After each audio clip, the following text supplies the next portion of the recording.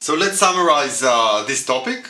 So we saw different TD Lambda learning approaches, right? With eligibility traces, they provide efficient and an incremental way to combine a full Monte Carlo approach and TD0, one-step TD learning.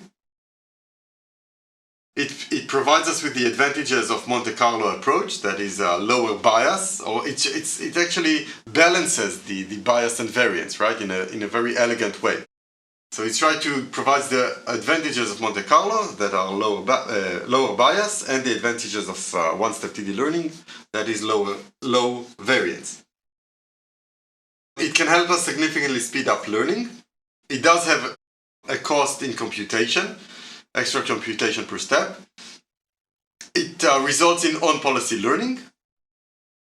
However, it can be extended to off-policy versions, for instance with Watkins Q or Peng's Q Lambda. We saw several approaches to address that, but from the results at least that we observed, it seems like a naive approach that just accepts that we're doing off-policy learning on an on-policy algorithm seems to work the best. And it's important to remember that with TD Lambda, unlike Monte Carlo, we can do backward view in some sense instead of forward view. That is completely, in Monte Carlo we complete the full episode. It is an episodic learning approach for Monte Carlo, right? We have to complete the episode and then we update all of the states, or state and action pairs if we're doing Q learning. While with TD Lambda, we don't have to do that. We can do it in a continual way, where at each state we visit, we go back in time and update each of the previously visited states based on their eligibility, which decays over time.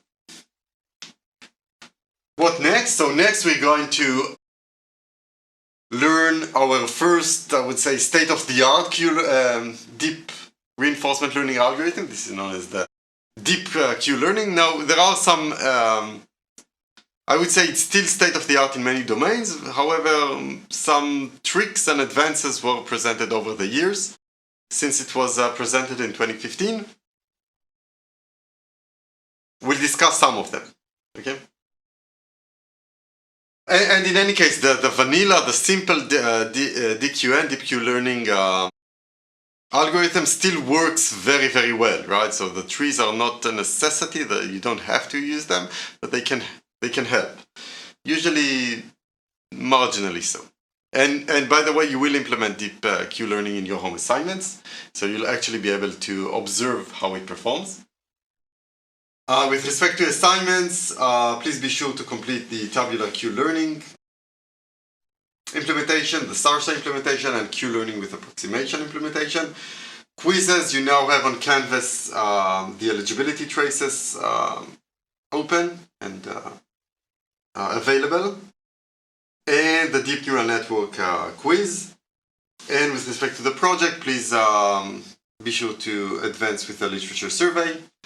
That's it. Thank you.